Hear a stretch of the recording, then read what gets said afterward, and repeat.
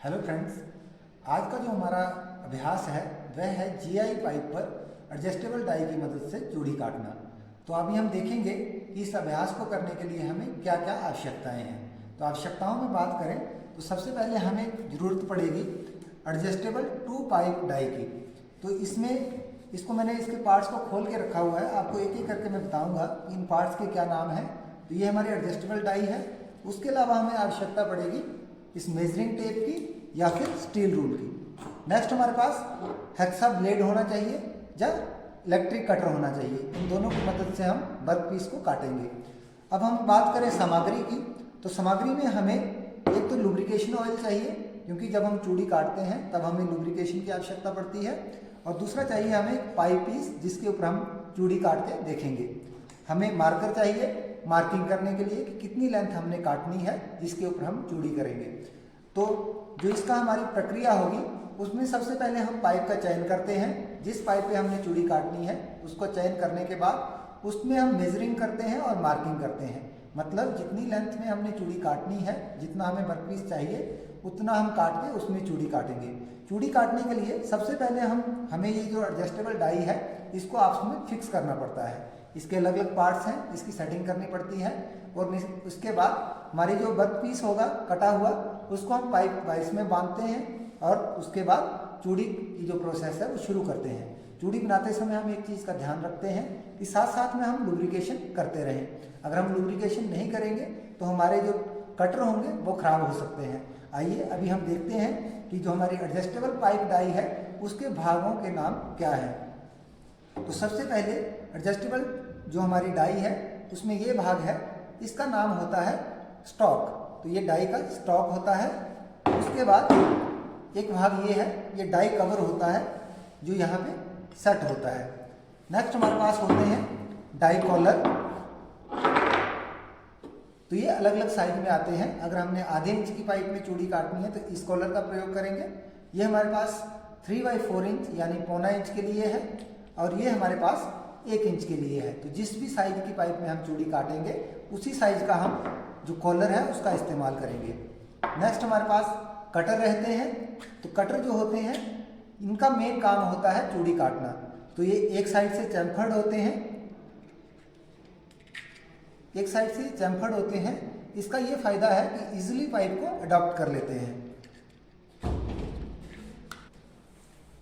ये जो पार्ट है ये है हमारे पास डाई के हैंडल। 2 हैंडल हैं, इसलिए इसको हम डबल हैंडल या एडजस्टेबल डाई भी कहते हैं, क्योंकि स्टॉक में ये एडजस्टमेंट के लिए स्क्रू लगे होते हैं।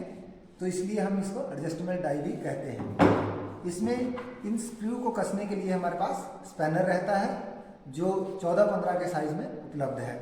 तो आइए अभी हम देखते हैं कि कैसे हम डाई के पार्ट्स की असेंबलिंग करते हैं, इसको उपयोग करने के काबिल बनाते हैं। तो आइए अभी हम देखते हैं कि हमने इस डाई की सेटिंग कैसे करनी है। तो सबसे पहले जो हमारे एडजस्टमेंट स्क्रू है इसको हम पूरा खोल देंगे। उसके बाद हम अपने जो कटर हैं उनका चयन करेंगे। जैसे कि अभी हमें पता है हमारे पास ये जो पीस है जिस पे हम चूड़ी काटेंगे ये पौने इंच का है यानी 20 mm का है। तो हम 20 mm के जो कटर हैं उनका चयन करेंगे। जब हमने ये कटर चूज किए उसके बाद हमारा नेक्स्ट प्रोसेस रहता है कि जो हमारा चैम्फर्ड भाग होता है, अगर हमारी डाई स्टॉक ऐसे पड़ा हुआ है तो चैम्फर्ड भाग हमारा ऊपर की तरफ आएगा।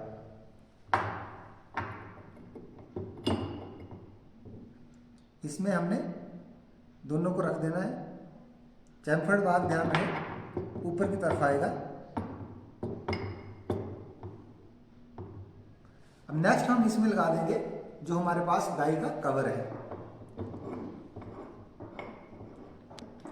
डाई कवर लगाने से क्या होगा कि जो हमने कटर लगाए हैं वो स्टॉक में अच्छी तरह से फिट हो जाएंगे।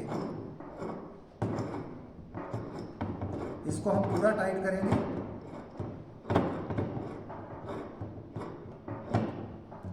जैसे कि आप देख रहे हो ये कवर टाइट हो गया है, तो हमारे ये जो कटर हैं ये सामने दिख रहे हैं। तो ये इसमें सेट हो चुके हैं। अब नेक्स्ट हमारा प्रोसीजर रहता है जो हमारे कॉलर हैं इनको सेट करना।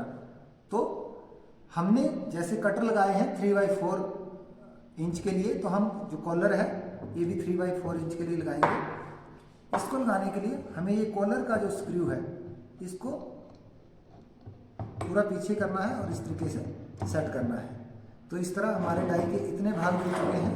अब हम लगा देंगे इसके हैंडल। तो हम दोनों हैंडल को लगा देंगे।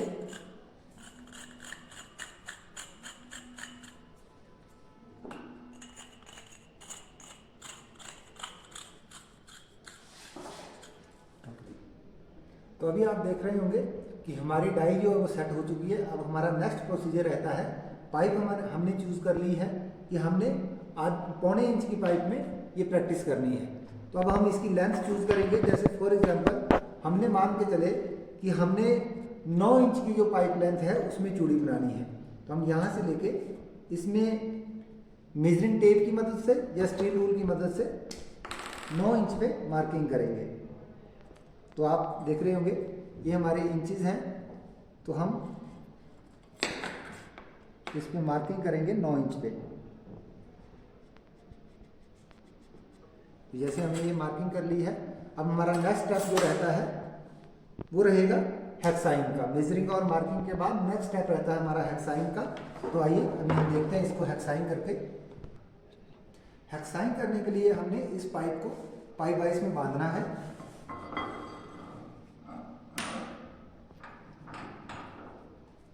पाइप वाइज को बांध के अच्छी तरह से टाइट कर देंगे। अब नेक्स्ट रहेगा हमारा कटिंग का। तो आपने एक बात का ध्यान रखना है, जब भी हमने कटिंग करनी है तो जो हमारा हेक्सा फ्रेम है इसमें जो हमने ब्लेड लगाया है इसके टीथ फॉरवर्ड होने चाहिए। मतलब हमारी कटिंग जो है फॉरवर्ड स्टॉक में होगी। तो हमने पहले इस तरीके से गाइड कट लगाना है। इसमें गाइड कट का मतलब होता है जिसमें हमारा ब्लेड मूवमेंट करेगा। अब हमारा गाइड कट लग चुका है। अब हमारा राइट हैंड हैंडल पे होगा और लेफ्ट हैंड हमारा इस तरफ फ्रेम पे होगा और हमने फॉरवर्ड स्ट्रोक में कटिंग करना शुरू कर दिया।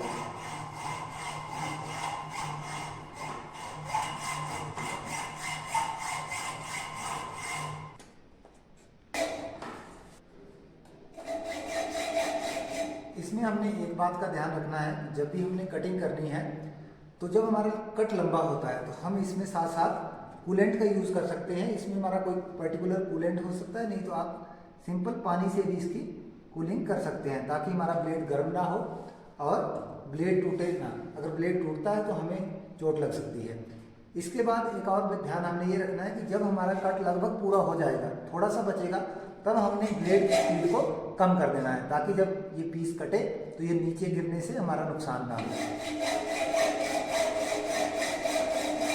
जब पीस थोड़ा बचेगा तब हम एक हाथ से पीस को होल्ड कर लेंगे और एक ही हाथ से इसकी मूवमेंट करेंगे।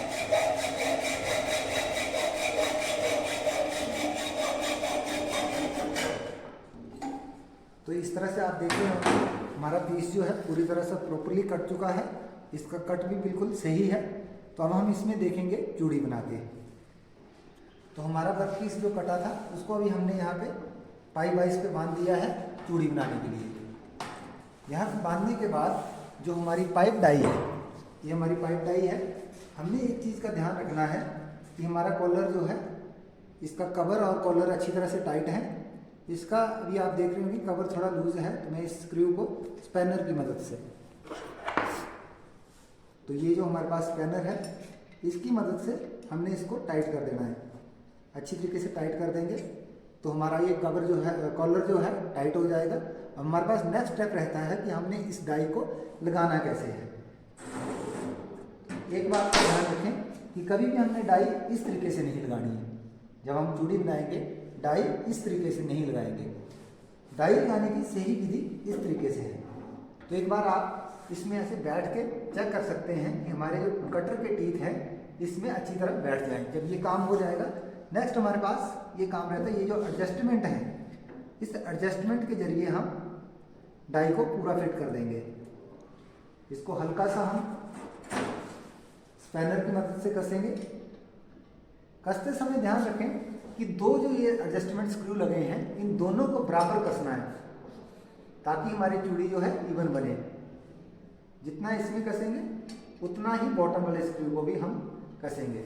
जब ये हमारा प्रॉपर डाई टाइट हो जाएगी तब हमने इसे क्लॉकवाइज दिशा में हल्का सा दबाव देते हुए घुमाना है।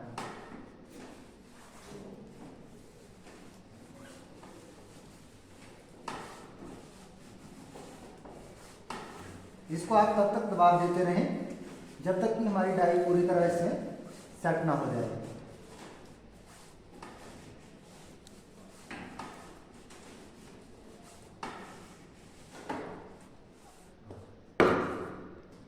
अभी आप देख रहे होंगे हमारी डाई जो है पाइप में पूरी तरह जो इसके कटर हैं वो फंस चुके हैं चूड़ी की तरह। तो अब हम इसको आराम आराम से घुमाते हुए ये प्रोसेस पूरा करेंगे। अगर हमें लग रहा है जोर लगता है तब हम लुब्रिकेशन ऑयल का यूज़ करेंगे। तो लुब्रिकेशन के लिए हम यहाँ से इसमें तेल लगाएंगे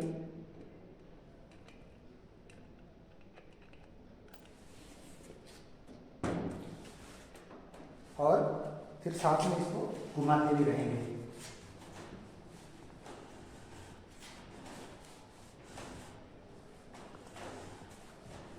इस प्रोसेस को हम तब तक करेंगे जब तक हमारी पाइप पूरी यहाँ तक ना आ जाए। यहाँ से तो आप देख रहे होंगे अभी हमारी पाइप जो है पूरी तरह चूड़ी नहीं बनी है। जब तक ये पाइप पूरी इन कटर तक नहीं आ जाती तब तक हम इस प्रोसेस को करते रहेंगे। आप देख रहे होंगे कि चूड़ी पाइप में लास्ट तक बन चुकी है। तो अब हम क्या करेंगे, इस डाई को एंटी क्लॉकवाइज घुमाएंगे लास्ट तक।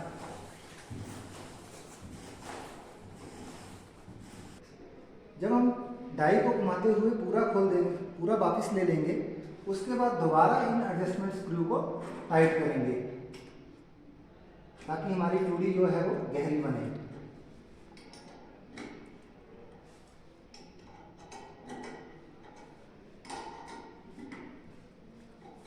इसको टाइट करने के बाद हम दोबारा वही प्रोसीजर रिपीट करेंगे लास्ट तक। लुब्रिकेशन का यूज करेंगे।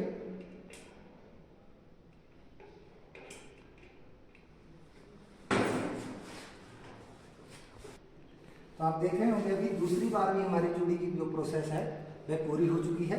अब हम इसको एक बार दोबारा रिवर्स करेंगे। इसको लगभग हम 3 बार करेंगे क्योंकि जब हम बिगनर हैं तो हम फीड बिल्कुल कम देंगे, जिससे हमें हो सकता है ये 3 या 4 बार चूड़ी निकालनी पड़े। तो हम एक बार फिर से इसको तीसरी बार सेट करने के बाद अब हम फीड बिल्कुल कम दे रहे हैं। तो हम देख रहे हैं बिल्कुल आराम से ये चूड़ी कट रही है।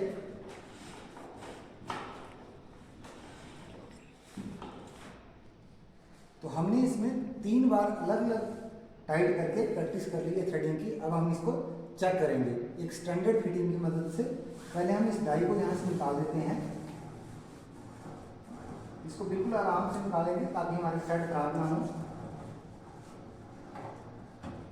अभी आप देख रहे होंगे यहाँ पे थ्रेड बन चुके हैं। ये हमारी जो थ्रेडिंग है, ये अभी जो थ्रेड काटी है हमने वो थ्रेड बन चुकी है। अब हम इसको एक स्टैंडर्ड फिटिंग की मदद से, जैसे ये हमारे पास रिड्यूसर है, इसमें एक साइड 3/4 की इंटरनल थ्रेड कटी हुई है, इसकी मदद से हम इसको चेक करेंगे। आप देख रहे होंगे कि हमारी जो थ्रेड है प्रॉपर बन चुकी है और एक स्टैंडर्ड फिटिंग में इजीली ये सेट हो रही है। तो ये थी हमारी प्रोसीजर कि कैसे हम डबल हैंडेड एडजस्टेबल डाई की मदद से चूड़ी काटते हैं। आई होप आपको अच्छे से समझ आई होगी। हमने इसमें सावधानी ये रखनी है कि सबसे पहले हमारा जो वर्क पीस है ये बिल्कुल 90 डिग्री पे कट होना चाहिए। यहाँ से ये टेपर नहीं कटा होना चाहिए, 90 डिग्री पे होना चाहिए। अगर आपका कट टेपर लगता है तो आपको इसको थोड़ा सा फाइलिंग करके 90 डिग्री कर लेना है। उसके बाद एक और सावधानी हमने ये रखनी है कि जब भी हम चूड़ी इसमें काटते हैं तब हम साथ साथ लुब्रिकेशन ऑयल का यूज़ करते रहें ताकि हमारी जो कटर हैं वह खराब ना हो। और जब हम जोर लगाते हैं तो कभी भी हमने झटका नहीं लगाना है। जो हमारा जोर होगा, हम जब भी फोर्स लगाएंगे वो इवन रहना चाहिए, ग्रेजुअल होना चाहिए। एकदम अगर हम झटका लगाते हैं उससे भी हमारे कटर जो है टूट सकते हैं। धन्यवाद। आज की वीडियो में इतना ही।